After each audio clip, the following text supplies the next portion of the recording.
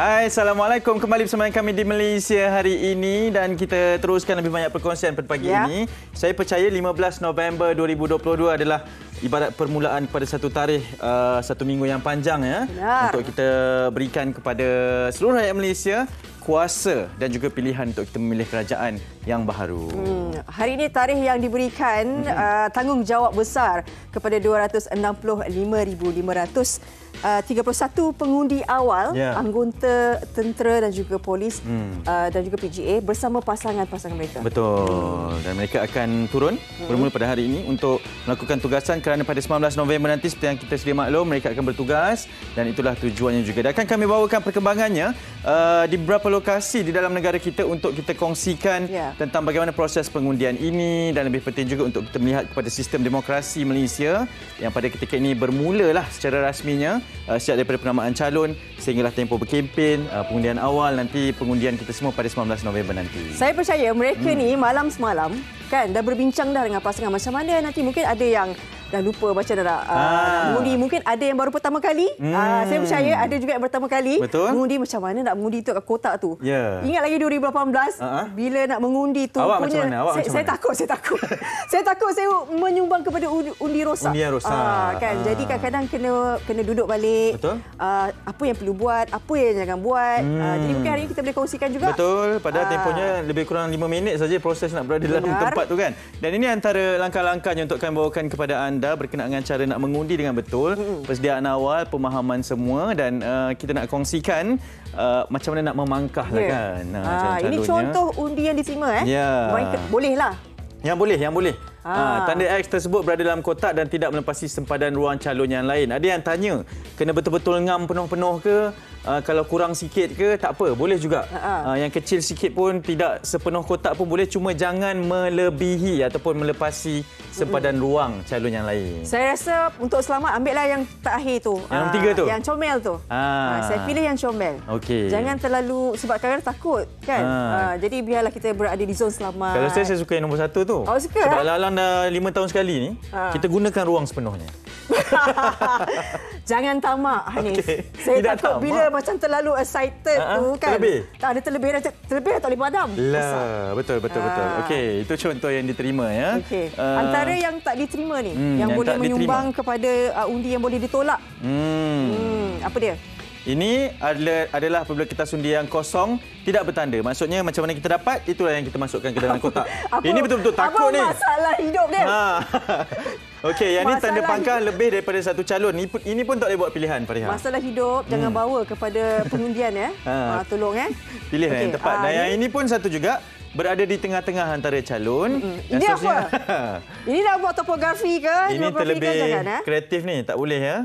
Nak menconteng bukan di atas kertas calon tetapi di atas kertas kosong yang lain. Benar. Tak boleh. Ini akan ditolak. Dan seterusnya antara yang akan ditolak juga yang akan diklasifikasikan sebagai undi rosak ya. Undi rosak yang kadang-kadang kita rasa dah buat betul tapi rupanya tidak. Tapi yang ini secara terang-teranganlah kertas undi terkoyak secara tidak sengaja.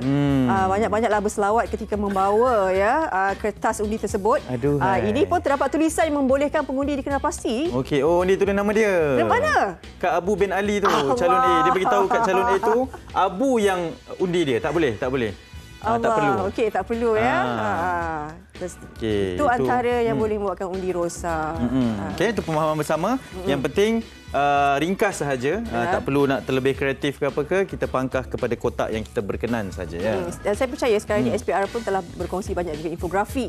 Kan, infografi yang mana dikatakan ada 10 checkpoint kalau kita berada di situ kan. Kena bawa IC, pasport ke ataupun kalau ada lesen ataupun surat. Kalau IC hilang, bawa surat polis tu, laporan tu. Itu semua kena check, bawa. Dan antara pembaharuannya kita tak boleh bawa telefon bimbit dah ya sekarang. Perlu ditinggalkan kepada petugas untuk mengelakkan sebarang provokasi ke rakaman ke ketika kita nak mengundi ni. Okey, kita nak tinjau. Hari ini ramai rakan-rakan kita menemani. Sangat ramai. Sangat ramai. Antara yang kita bawakan perkembangannya dari Dewan Badminton Perkeb Bukit Aman Kuala Lumpur. Nak lihat bagaimana keadaan di sana pagi ini. Membawa mandat negara yang pertama di peringkat awal ni. Betul. Kita nak bersama dengan Amirul Hakim Lokman, wartawan rakan segas kami di sana. Assalamualaikum, selamat pagi. Baik. Okey, Amirul mungkin boleh berikan sikit perkembangan di sana. Keadaan macam mana tu? Okey. Amirul, kalau boleh dengar kami. Di Dewan boleh dengar ke? Baik. Terdapat sedikit Hanif, Faria, boleh dengar ke? Okey, kita dah boleh dengar dah, Amirul. Silakan dengan perkembangannya keadaan pada pagi ini. Boleh ya? Baik. Oh ya, baik. Ini Faria, dapat anda saksikan di belakang saya. Ini adalah antara laluan utama bagi keluar dan masuk anggota-anggota polis dan juga pegawai untuk membang undi.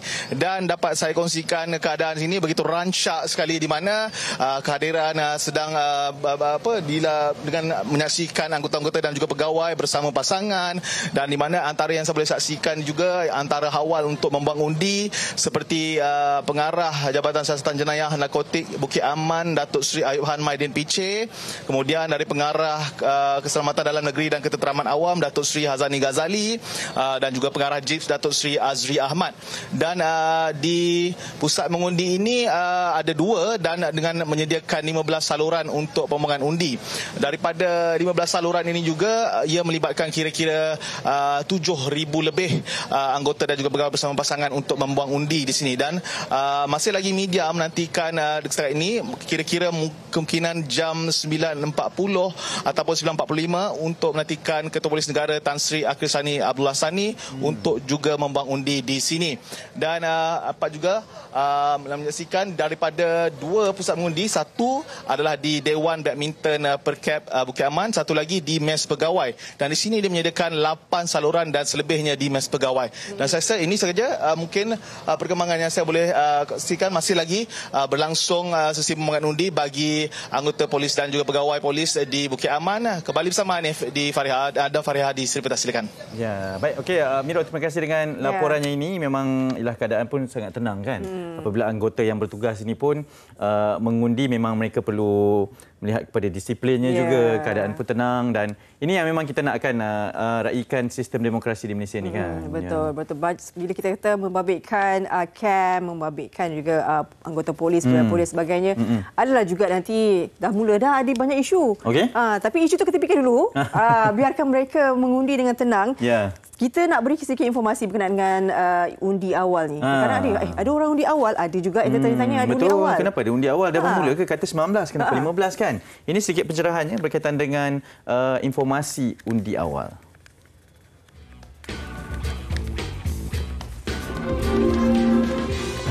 Merujuk laman Sesawang Suruhanjaya Pilihan Raya SPR, sejumlah 265,531 pengundi awal akan mula mengundi pada hari pengundian awal Pilihan Raya Umum PRU15 hari ini. Antara kumpulan pertama yang menjadi penentuan mandat kerajaan ini ialah dalam kalangan anggota polis dan tentera. Jumlah itu terdiri daripada 146,737 orang anggota tentera Malaysia ATM serta pasangan dan 118,794 orang anggota polis PDRM serta pasangan polis pasukan gerakan PGA seperti mana yang telah diwartakan dalam daftar pemilih pilihan raya DPPR. Sebanyak 153 pusat mengundi awal ATM dan 616 pusat mengundi awal PDRM bagi kumpulan pertama ini di seluruh negara. Walau bagaimanapun, proses membuang undi bagi anggota yang didaftarkan sebagai pengundi PUS telah bermula sejak 7 November lalu sehingga 19 November ini dan perlu sampai ke parti undi sebelum jam 5 petang. Kumpulan pertama ini juga bersiap siaga menghulurkan bantuan kepada pihak SPR, pihak berkuasa tempatan dan pihak berkuasa awam dalam memastikan perjalanan proses pengundian di seluruh negara berjalan lancar. Ya, itulah sistem demokrasi di Malaysia. Kita ada penamaan calon, proses pengundian awal, undi pos pun ada juga. Jangan terkeliru tapi undian seluruh rakyat Malaysia pada 19 November ini itu kepada kemuncaknya pemilihan kerajaan baharu nanti. Kawasan mana? Saya di Kelang. Kelang, Bandar Diraja. Alhamdulillah, saya P147 Parit Sulong. Sama macam suara kat pengangkutan awam tu. Kita nak bersama dengan rakan segar kita juga hari ini. Dari awal pagi tadi, dia sudah berdiri dengan semangat juang yang tinggi. Betul, bersedia tanpa gagal ni. Tanpa gagal. Dia akan bawakan perkembangan dari Lumut, Perak. Betul. Kita nak bersama dengan Rushaidi Hafiz Syahid dengan laporan berkenaan dengan undi awal di sana. Syahidi, silakan dengan suasana di sana. Baik, terima kasih Hanif dan Fariha di studio MHI Seri Pentas. Assalamualaikum dan selamat pagi. Seperti yang kita sedia maklum, tanggal 15 November iaitu hari ini merupakan pengundian awal bagi anggota polis dan tentera. Dan difahamkan secara keseluruhan dijangkakan seramai 265,531 anggota tentera dan polis akan melakukan undian bermula pagi ini. Dan bagi Angkatan Tentera, ingin saya kongsikan sedikit, jumlah keseluruhan adalah 146,333 petugas diramal akan melakukan proses buang undi. Dan ketika ini saya berada di SMK Pangkalan Tentera Laut Lumut dan difahamkan seramai 3,877 tentera laut ataupun pemilih telah berdaftar sebagai pengundi dan akan membuang undi di 8 saluran yang disediakan. Dan tidak terkecuali juga seramai 200 ahli keluarga dan yang juga terlibat dengan sesi undian awal pada pagi ini. Dan berdasarkan tinjauan saya di Pangkalan LTDM di Pangkalan TLDM Lumut ini terdapat 3 buah sekolah di mana ketiga-tiga sekolah ini digunakan sepenuhnya sebagai pusat buangan undi. Dan ketika saya nak masuk ke Pangkalan Tentera Laut ini sedikit sesak kerana berpusu-pusu kenderaan untuk memasuki bagi melakukan undian awal ini. Dan cuaca pula seperti yang kita sedia maklum, hujan sejak daripada malam semalam hingga ke pagi ini, namun alhamdulillah sedikit renyai dan kita berharap cuaca akan terus reda lah bagi melancarkan proses undian awal pada pagi ini.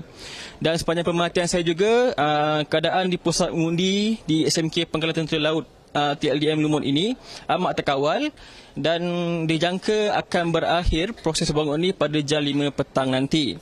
Dan ingin saya kongsikan sedikit, Parlimen P074 Lumut ini menyaksikan pertembungan 5 penjuru di mana calon-calon ahli parlimennya adalah Dr. Zamri Kadir mewakili Barisan Nasional, Dr. Hatta Ramli Pakatan Harapan, Komander Nordin Perikatan Nasional, Komander Isnin Parti Warisan Sabah dan Mazlan Abdul Ghani daripada Parti Pejuang. Dan difahamkan juga kerusi Parlimen Lumut ini berjaya dipertahankan selama 2 penggal berturut-turut oleh Parti Pembangkang yang ketika itu diwakili oleh Muhammad Imran Abdul Hamid dan Dr. Hatta Ramli. Baiklah, saya kira itu saja yang dapat saya kongsikan pada ketika ini. Kembali ke studio MHI di Seri Pentas. Silakan. Baik, terima kasih Roshaidi Hafiz Syahid yang bawakan dari Lumut. Dia nampak juga abang-abang askar. Oh, tu tengok apa tu. Dah masuk dah muka bang. Tak apa, jangan risau. Ya, awak perasan je. Oh, ada kan? Ya, mereka pun nak melaporkan jugalah tu kan. Okey, yang penting itu sistem demokrasinya dan kita akan lebih banyak perkongsian berkaitan dengan apa yang sedang berlaku secara langsung. Selepas ini kita nak ke Rembau dan juga di kem Kementah ya. Betul. Itu dibawakan bagaimana nanti keadaan. Semua tenang sebab hari ini sebenarnya boleh dikatakan cuaca alhamdulillah. Betul, setakat ini ya. Setakat inilah kan. Harap-harap berpanjangan hingga petang nanti, tak hujan lebat dan sebagainya kan. Itu yang kita nak. Selepas ini berehat, lepas berehat tu nanti kita bawakan satu inspirasi yang cukup hebat. Betul. Sangat-sangat hebat. Saya ni minat berbasikal tapi saya rasa saya tak boleh buat macam adik ni buat. Ya, kita nak membawa bagaimana seorang sahabat bekas pesakit kanser otak kemudian berjuang untuk rakannya. Dan itu satu perjuangan yang sangat-sangat murni yang kami nak kongsikan. Jadi terus bersama kami di Malaysia hari ini.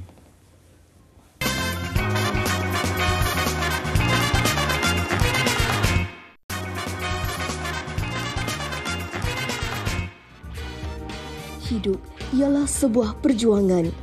Ungkapan penuh makna ini sentiasa menjadi pegangan Nurul Islah 24 tahun. Lebih mesra dengan panggilan Kak Cik, wanita cekal ini bukan sahaja diuji sebagai orang kelainan upaya OKU, malah dia juga merupakan bekas pesakit kanser kanak-kanak. Disahkan menghidap bara otak tahap 4 ketika berusia 9 tahun. Dia bersyukur kerana perjuangannya melawan kanser sudah berakhir. Namun rakan karibnya, Alisha yang juga diserang penyakit sama, masih belum pulih. Kerana kasih yang mendalam, Kak Cik dengan bantuan bapanya melancarkan satu kayuhan amal bagi mengumpul dana untuk membeli mesin pernafasan buat Alisha.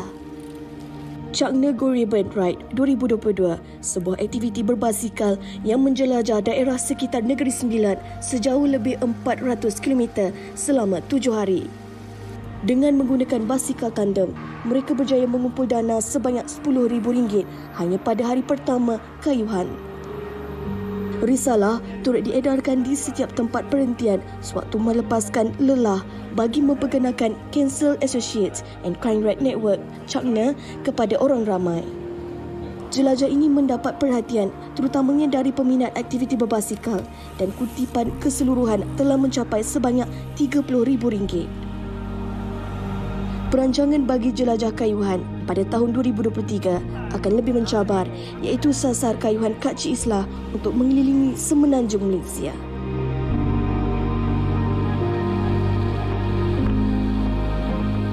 Ya, itu perjuangan dan itu perjalanan apabila kita ada satu tujuan kan untuk kita lakukan, setiap daripada perjalanan tersebut pastinya akan lebih bermakna, dan kita pun nak berkongsi berkaitan dengan inspirasi ini. Sebab tu kita bersama dengan dua tetamu yang sangat hebat berada di studio pada ketika ini, ya Fariha. Kita teruskan perkenalkan antara tetamu yang cukup kami bangga sebenarnya kehadiran mereka berdua di sini, iaitu Haji Muhammad Shah Awaluddin, merupakan pengasas CACNA. Assalamualaikum. Assalamualaikum. Pagi. Dan bersama Puteri, Puteri yang cintai. Kandi kita ni. Nurul Islah, Haji Muhammad Shah, bekas pesakit kanser. Ataupun kita panggil Kak Cik ke? Ya. Okey. Kak Cik. Kak Cik, terima kasih banyak-banyak tahu sama kami. Tadi naik basikal juga ke? Tahu. Okey. Kau dah datang sini dari Serembannya? Kau dah datang sini dari Seremban naik basikal tidak, ya? Tak. dah letih. Oh, letih dah. Okey. Kerana baru saja menamatkan sampai 13 November ini dalam misi untuk mengumpul dana tersebut.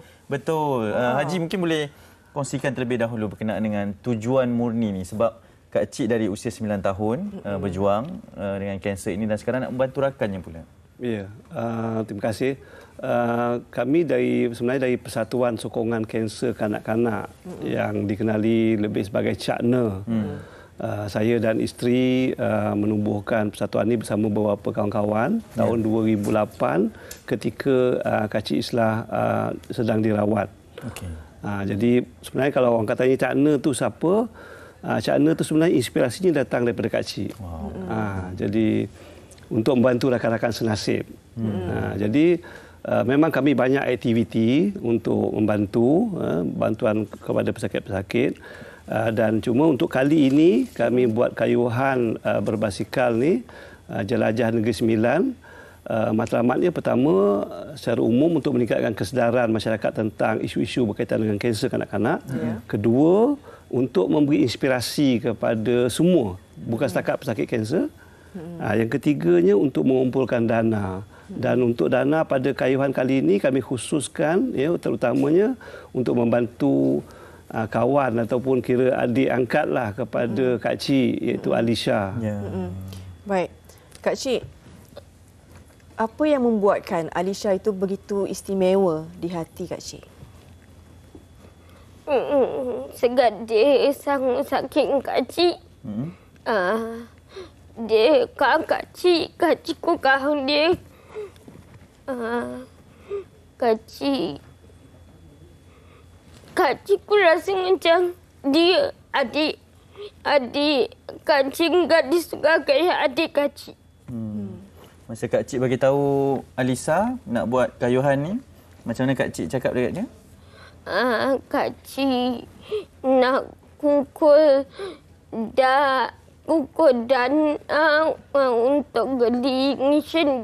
untuk geling kenafasan dia.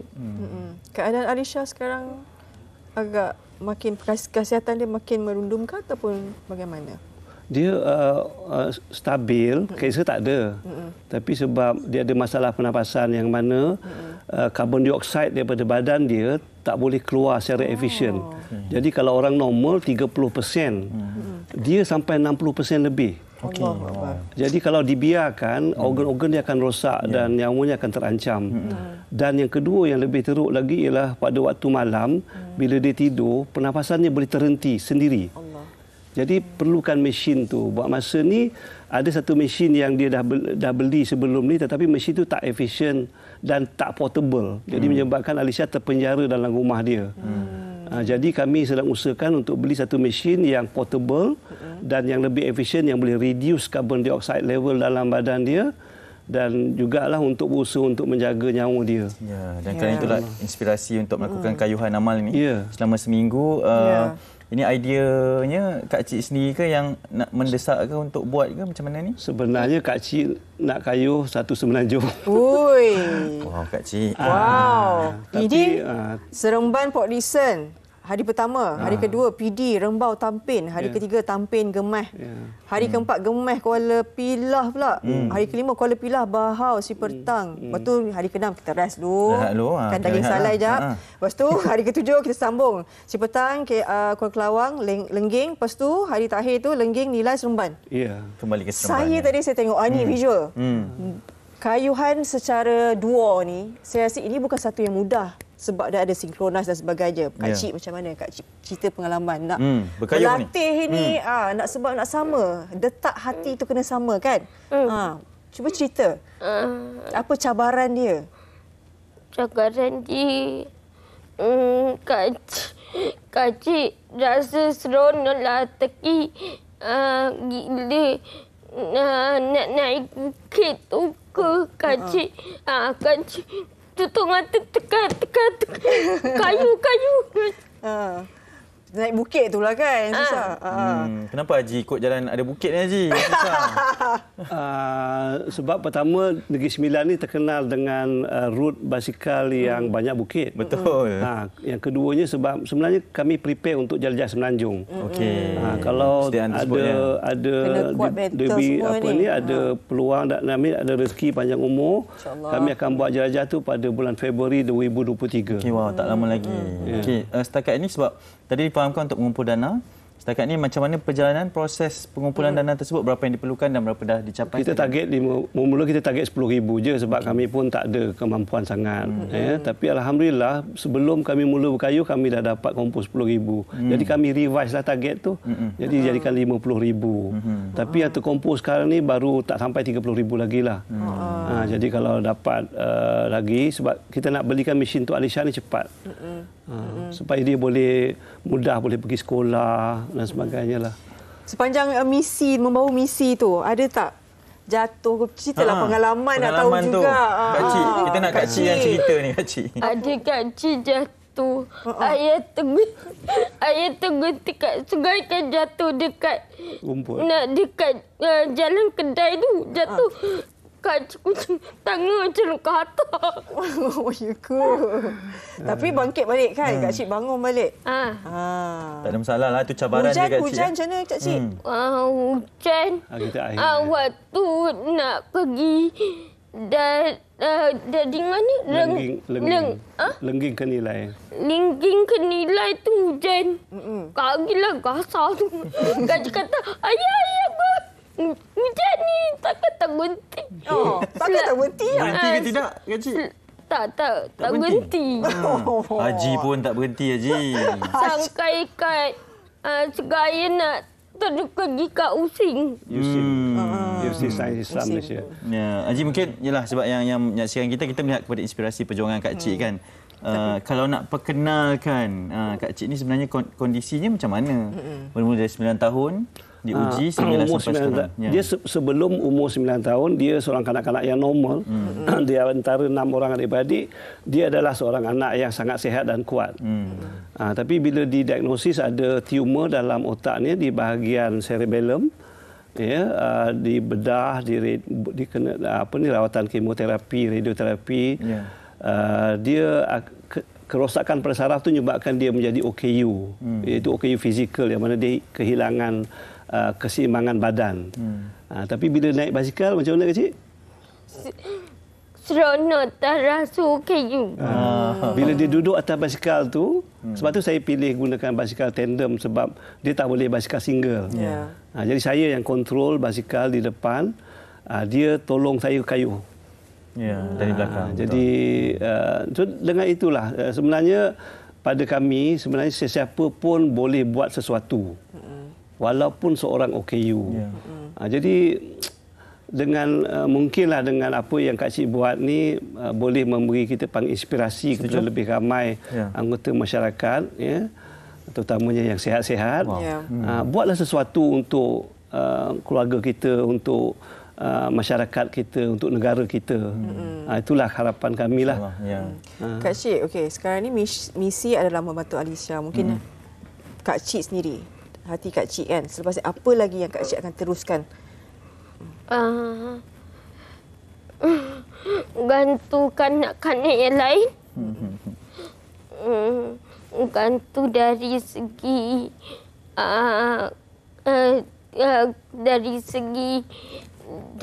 dari segi gantuan kedugatan dari segi gantuan cara hidup ke semangat. Sebab apa yang Kak Cik buat ni besar impaknya tau. Betul. Terima kasih kepada mereka yang mungkin nak mengikuti perkembangannya. Ke mana Haji? Mungkin juga nak boleh dia membantu. pergi ke laman web Cakna, www.cakna,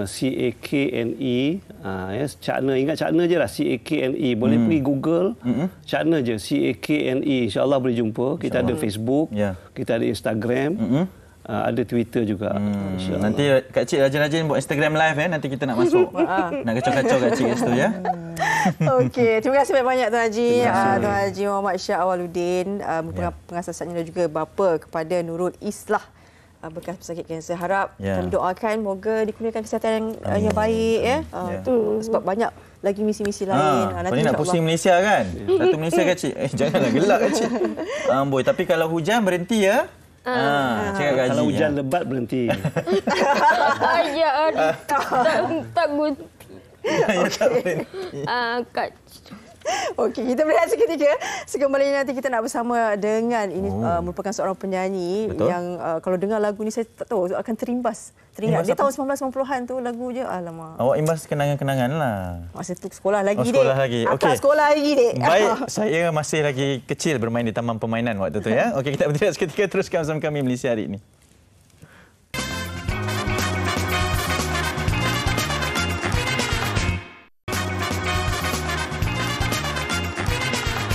Okey, kembali bersama kami di Malaysia hari ini. Banyak lagi informasi yang kami nak bawakan. Kita simpan dulu kenangan awak masa sekolah tu. Okey, betul. Tadi kita bawakan misi Kak Cik dengan ayahnya kan, dari Seremban pergi Rembau dan sebagainya. Ini bawa juga sekali lagi ke Rembau lah. Nanti rakan saudara kita Izzati Rizal akan bawakan bagaimana keadaan di IPD Rembau berkenaan dengan pengundian awal ini. Ya, kan? Betul. Tadi kita dah di Kuala Lumpur, Bukit Aman. Kemudian kita pun dah ke mana lagi satu tadi tu?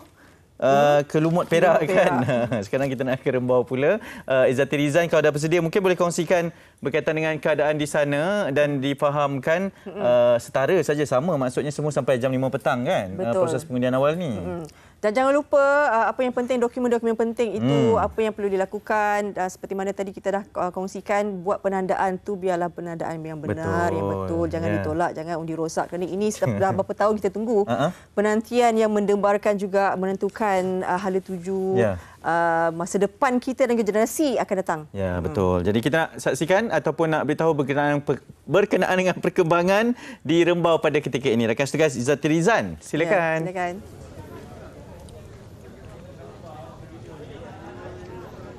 Ya, Hanif dan Fariha, Assalamualaikum dan salam sejahtera. Saya kini berada di IPD Rembau bagi mengikuti proses pengundian awal di Parlimen P131 Rembau sempena Pilihan Raya Umum ke-15 yang berlangsung serentak hari ini. Apa yang boleh saya katakan, suasana di sini sangat tenang dan terkawal ya.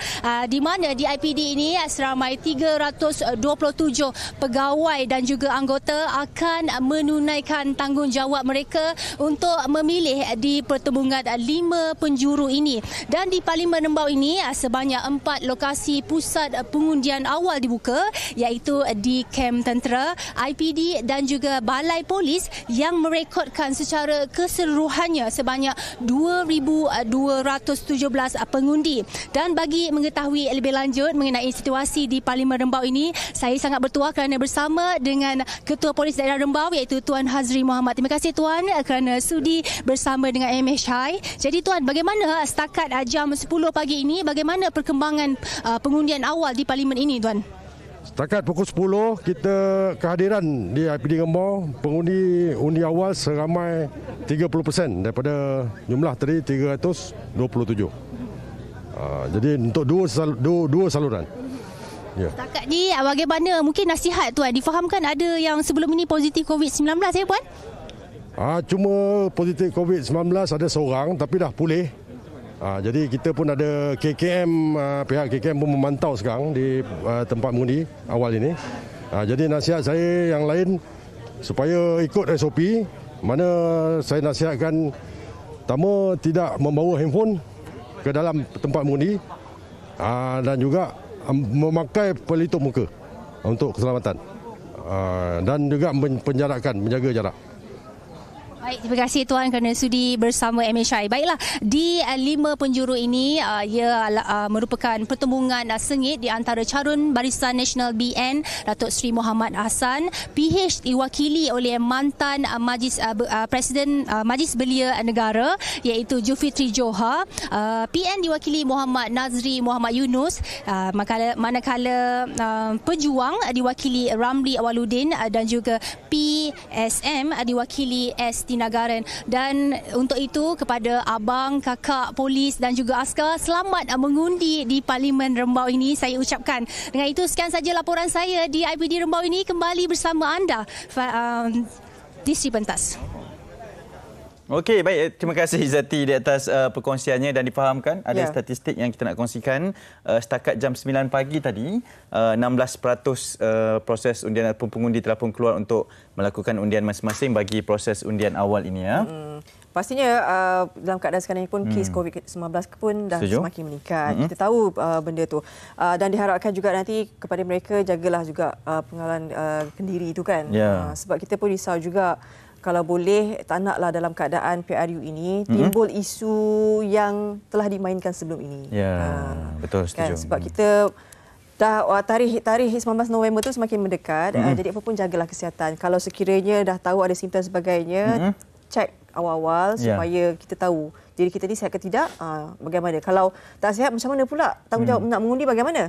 Itu kena juga ambil tahu. Dan KKM pun, Kementerian Kesihatan Malaysia dah keluarkan satu garis panduan. Jadi yang penting tanggungjawab masing-masing lah. Tanggungjawab mengundi, tanggungjawab jaga kesihatan, tanggungjawab pantau kesihatan juga. Dan tanggungjawab kami di sini adalah untuk memperkenalkan tetamu kita seterusnya kerana dah pun bersama dengan kita. Di sebelah Fariha ni. Silakan Fariha. Datuk Leonard Tan. Selamat pagi. Wow. Intin Datuk Intin lah. Datuk boleh tak saya nak minta apa tu? minta satu permintaan lah. Sebab mungkin nanti macam Leonard Tan macam mungkin nak mengimbau sedikit lagu sedikit lah kalau secara langsung. Bagi teaser sikit tu. Tiada lagi teman seiringan, terpenjara aku keseorangan. Terima kasih Datuk. Ya Allah. Harap lagu tu masih popular. Masih masuk. Tentang bukannya satu. Lagu tu saya suka tu. Oh ya ke? Masa tu ni tahun berapa Datuk? Yang tu dekat tahun 1993. Mid-90s ya. 94 ke 95. Okey. Tak berapa sure. Saya tingkatan 2. Tingkatan 2 dah? Ni terkenang lah ni Datuk. Ni terkenang lah ni. Masa tu saya tingkatan 3. Iya ke? Malu Kok ada kena-mengena ke? Time tu belum lagi ya? Okey Datuk. Terima kasih sebab sudi bersama dengan kami. Tadi baru bagi teaser sikit kan untuk kita imbau nostalgia seni bersama dengan Datuk. Mungkin permulaan karier tu macam mana boleh jadi seorang penyanyi Datuk? Dari kecil lah saya dah minat jadi seorang penyanyi. Walaupun saya dah pergi Canada belajar, balik sini pun tiap-tiap hari, tiap-tiap malam fikir saja nak jadi pemuzik macam tu. Keluarga masa tu okey? Ada sedikit concern lah. Konflik sikit lah. So lepas tu satu malam tu mak saya kata nak jadi penyanyi, pergi KL lah. Masa tu saya duduk Penang. Pergi KL. Saya betul. So lepas tu kerja saya start macam tu. Tapi lagu tu Bintang Bukannya Satu tu macam mana? Sebab ketika itu 1990-an tak ramai penyanyi bangsa Cina yang membawa lagu. Tahun 80-an kita tahu ada kan? Bagaimana apa yang mungkin saya adalah seorang penyanyi yang berterusan selepas Kenny Remy Martin. Walaupun dia dua generasi sebelum itu Ya, mungkin dia ada fikir macam itulah. So why don't we come up with this idea? Dan lepas tu kita menubuhkan satu label yang kita panggil positive tone. Okay. So kita buat benda-benda yang tak sama dengan lain syarikat rakaman. Yang artis Melayu tu nyanyi lagu Inggeris, yang artis Cina tu lagi nyanyi lagu Melayu. Macam itulah. So yang ada artis India tu kita buat dia jadi rapper. Okey. So pada masa tu ada wujudnya yang banyak rap group macam Poetic Emo, Too Fat juga. So masa tu kita boleh dikatakan orang yang revolutionize music industry. Yang kita mulakan yang third label recording company macam tu juga. Datuk, penerimaan peminat ketika itu macam mana? Okey, saya dengar pada masa tu yang lagu saya keluar tu peminat yang ramai tu dekat Sabah Sarawak dan juga Kelantan. Okey. Ya, saya kalau saya tak salah lagu tu pun masuk top 10 lah. Radio Kelantan. Ya. Baik. So tengok dia punya acceptance tu kita rasa memang okeylah, yang cadangan kita tu dah diterima. Jadilah. Ya, kita buat tu bukan nak buat kita sendiri seorang yang masyhur ke. Kita nak buat muzik pasal kita cintai muzik. Ya, so kita nak cuba untuk stray away from the mainstream. So jadilah masa tu. Yeah. Itu perjuangan yang membawa diri Datuk terus ke industri seni di tanah air. Jadi selepas itu apa perkembangan yang membawa masih hingga kini sampai sekarang saya masih buat banyak persembahan korporat dan untuk jamuan kahwin, saya dijemput menjadi pengacara. Dan saya rasa yang pada masa sekarang ni dia punya bajet tu tak cukup kan. So saya all in one lah. Pengacara, nyanyi, pelawak, semualah. Apa yang boleh bagi. Ya, saya enjoy. Datuk, mungkin kalau kita nak imbas sikit kenangan ketika menceburkan diri masa aktif sewaktu zaman Datuk dulu, apa yang paling manis lah ketika membuat persembahan dulu, Datuk? Yang paling manis, yang message yang saya terima tiap-tiap hari tu yang macam we are a lamp. Okay. This is the oil, the fans are the light. Dia akan menggalakkan kita tak akan hentikan kerja dalam bidang sokongan itulah ya. Ya. So tiap-tiap hari kita rasa happy pasal itulah. Ya, dapat banyak message, dapat banyak email, yang dia beri banyak encouragement tu. Ya. Dan mana-mana kita pergi pun sambutan dia memang baik, kalau nak pergi makan kedai nasi lemak pun yang peha tu lagi besar daripada yang lain. Mesti ada lebih lah. Special treatment. Kadang-kadang dia kata mak kata tak payah bayar ini. So yang benda-benda kecil macam ini kita akan hargai kan. Betul. Itu manis sangat tu. Saya dapat peha biasa-biasa je. Masih sama Ya. Alhamdulillah. Ya. So sejak dulu sampai sekarang macam tu juga. Patut ramai komplain dulu peha banyak Datuk. Peha besar mana semua tak ada. Linatan sudah ambil. Datuk Linat sudah ambil. Free. Dan kadang-kadang kalau saya masuk radio tu, masa tu banyak kita masuk radio kan. Saya akan ucapkan sedikit tentang gerai tu. Okey. Lepas tu dia punya gerai tu pun jadi famous. Okey. Wow, influencer ni. Early influencer masa dulu. Pengaruh yang sebenar. Datuk Leonard. Okey, mungkin Datuk sendiri pun ada cita-cita kan dan impian yang baru nanti tahun 2023 nak menghasilkan lagu lagi ke? Tak, saya sekarang fikiran saya tu dah ubah sikit. Walaupun saya akan teruskan jadi seorang penyanyi dan entertainer, saya dah buat cadangan untuk menulis skrip untuk movies. Movie? Ya. Wow. Ya. Sebab kalau kita yang biasa tulis lirik untuk lagu, kan? Why can't we tulis skrip untuk movie juga? Ya, buat situasi. Sebab dua-dua benda tu pun sama kan? Ya. Rasanya nanti filem apa tu? Dia genre apa tu? Satu saya yang buat tu sitcom. Sitcom lah. Ya, sebab saya punya hobi tu selalu nak buat orang gembira. Ketawa selalu dan gembira. Dan lagi satu tu memang dalam crime lah. Ya. Oh, wow. Jenayah. Harap dapat diluluskan lah. Ya. Kalau ada watak-watak yang kami boleh buat, nanti beritahu. Yang seram-seram tu bagi gadget. Saya tengok kalau saya duduk sana, tengok kan Hanif dengan Fariha kan, dua-dua tu duduk macam satu orang tu prince, satu orang princess. Lepas tu saya pun dah ada cadangan lah kalau saya buat satu movie macam mana. Kasih lulus, semua lulus. Semua yang Datuk tulis tu kita lulus dah. Kami lulus. Boleh. Asalkan kami dapat paha ayam besar juga. Okey. Datuk, all the best. Terima kasih kerana kami. Tapi ada persembahan Datuk hutang dengan kami satu persembahan ya. Pada pagi ini boleh ya. Bintang bukannya satu. Saya rasa mereka yang pernah mendengar lagu ni pastinya akan terubat rindu. Boleh Datuk? Boleh. Silakan ambil tempat. Sambil cakap sambil senyum ya. Saya memang sebab lagu dia awak kalau dengar tenang jadi macam. Okey. Kita dengarkan. Memang Datuk. Bintang bukannya satu lah. Memang bintang bukan satu, Dek. Okey. Okey, Kak. Datuk kalau dah bersedia silakan dengan persembahannya.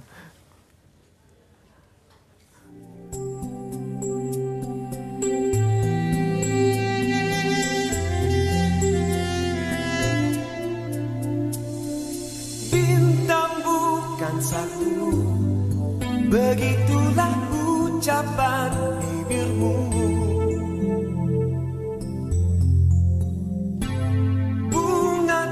Sekuntum perumpamaan engkau berikan. Perpisahan ini yang kau cari, dan kau nanti satu detik memilukan.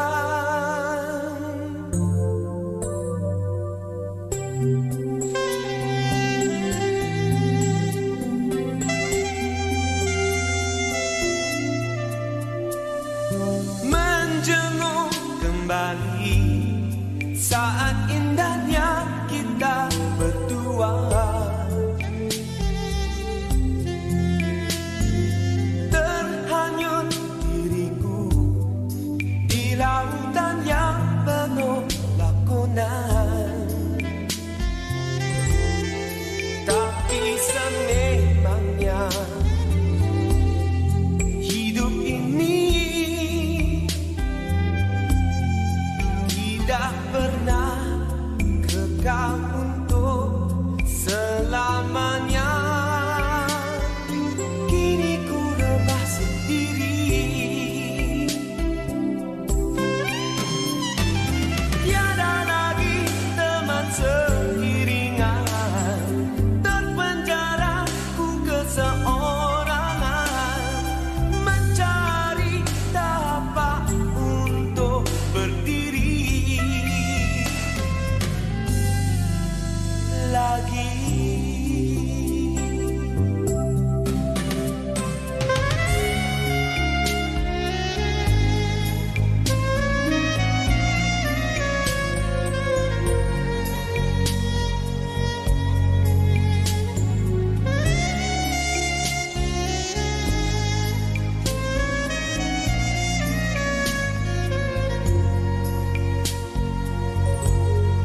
Kesilapan lalu memilihmu, benar-benar memberi pengajaran.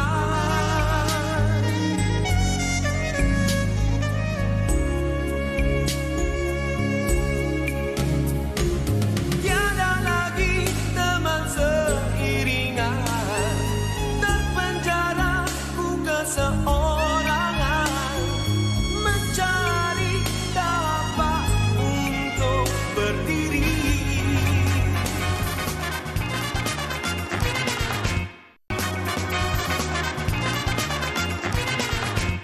Okey, kembali bersama kami di Malaysia hari ini.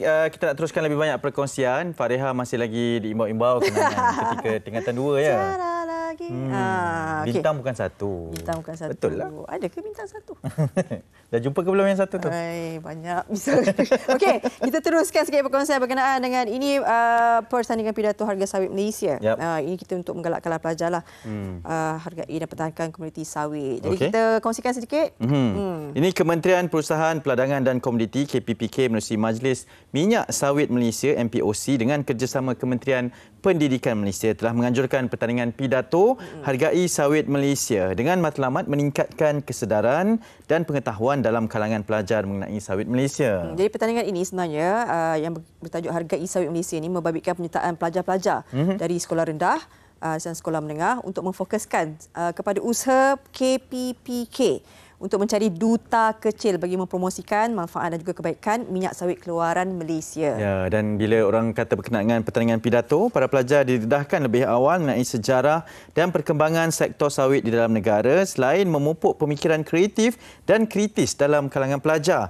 Bahkan penganjuran program ini juga dapat membantu mengasah bakat pelajar dalam pengucapan awam sekaligus membina keyakinan diri dan membentuk personaliti yang baik. Selain sebenarnya dapat menangkis maklumat tidak tepat berkaitan sawit Malaysia, sebenarnya dapat juga menyuntik semangat patriotik dalam kalangan pelajar. Seterusnya mendorong mereka ini mempertahankan industri sawit di Malaysia sebagai khazanah negara. Ya, dan pertandingan pidato ini telah dijalankan dengan penyertaan secara dalam talian di mana peserta perlu menyampaikan pidato dalam video pendek dengan durasi 3 hingga 5 minit mengenai topik pilihan masing-masing berkaitan dengan minyak sawit Malaysia. Jadi penganjuran pertandingan pidato ni sebenarnya selari dengan pendekatan KPPK yang sebelum ini berhasrat untuk memberi pendedahan kepada pelajar sekolah berhubung fakta dan juga sumbangan sektor sawit menerusi pemberian secara percuma 300,000 naskah buku Mari Kenali Sawit kepada pelajar sekolah rendah dan juga menengah, kerajaan serta swasta di seluruh negara. Ya, dan sebanyak 1,828 penyertaan diterima dari semua kategori umur dan sejumlah 221 video di senarai pendek. Pemenang akan menerima hadiah berupa produk-produk berasaskan sawit sumbangan FGV Holdings Berhad. Video-video yang terpilih telah disenarai pendek mengikut kategori masing-masing dan dinilai berdasarkan kriteria berikut. Okey, yang pertama, kriterianya adalah kreativiti pembentangan slide. Yang kedua, keyakinan menyampaikan pidato berkenaan, yakin ke tidak kan? Dan yang ketiga, kriteria ketetapan maklumat yang disampaikan, kefasihan pembentangan dan juga nilai promosi yang dibawakan. Dan melalui daripada pertandingan pidato ni rupanya ada pemenang yang telah menerima markah tertinggi dan mungkin kita boleh umumkan juga kategori bahasa Malaysia bawah 12 tahun iaitu Nur Zara Lisha Adlina binti Abdul Zufirman dari Sekolah Kebangsaan Datuk Hashim II Kelantan dan juga Jamiatul Hairiyah binti Abdullah Sekolah Kebangsaan Pandan Indah Selangor. Manakala kategori bahasa Inggeris bawah 12 tahun Lekashini anak perempuan Mahendran dari SRJK Tamil Jasin Melaka dan juga Hamshini anak perempuan P Patamaruban SK Putri Seremban Negeri Sembilan dan juga kategori bahasa Inggeris bawah 15 tahun Farina Khairah binti Azlan dari SMK Datuk Penggawar Barat iaitu di Negeri Johor dan Caris Lee Hui Earn dari SMJKC Chanwa Negeri Sembilan. Manakala kategori bahasa Inggeris bawah 18 tahun Damia Izurin binti Shuhaizil Kifli SMK Taman Semarak Negeri Sembilan dan juga Yong Kai Peng dari SMJK San Min Perak. Ya, dan pada masa yang sama program Jelajah Mari Kenali Sawit turut dijalankan di 100 buah sekolah menengah di semenanjung Malaysia ini bagi menarik minat para pelajar menghargai hasil sumber komoditi sawit. Dan penerapan program ini juga sejajar dengan matlamat ke-9 iaitu Sustainable Development Goals SDG iaitu memperkasakan bidang industri, inovasi dan juga infrastruktur. Okey, tahniah kepada pemenang juga. Moga-moga misi dan juga objektif ini tercapai insya-Allah. Amin. Okey. Baik. Kita dah bawakan tadi perkembangan bangunan awal akan teruskan sehingga jam 5 petang nanti. Harap semuanya berada dalam keadaan yang tenang Betul. Dan pasti tenanglah sebab semua anggota ni kan. Jangan kan semua berpangkat ada ni dan sebagainya. Biar mereka jalankan tanggungjawab mereka kerana mereka akan bertugas pada 19 November nanti. Dan bercerita berkenaan 19 November ini di Berita Harian apabila satu tajuk di muka hadapan ini berkenaan dengan perang angka 112 dan difahamkan 3 parti komponen utama ini iaitu Barisan Nasional, Pakatan Harapan dan juga Perikatan Nasional masing-masing melaungkan bahawa mereka mampu untuk mencapai angka 112 ini, tetapi menurut penganalisis ianya agak sukar untuk satu-satu parti komponen ini untuk mendapat majoriti mudah ni ya. Okey. Ada sedikit yang saya nak kongsikan ini berkenaan dengan pengundi muda lah ni. Adik-adik kita kata paksa guna wang kerja sambilan PTPN untuk pulang ke kampung sampai pelajar pecah tabung nak balik mengundi. Adik-adik, betul ke? Okey, apapun tanggungjawab anda perlu diteruskan untuk 19 November dan esok MH akan bawakan berkenaan dengan kenaikan jumlah undi muda dan pengaruh terhadap PRU 15. Ini undi 18, maksudnya kali pertama. Ada juga yang kali pertama berusia 21 tahun, 22 tahun, 23 tahun.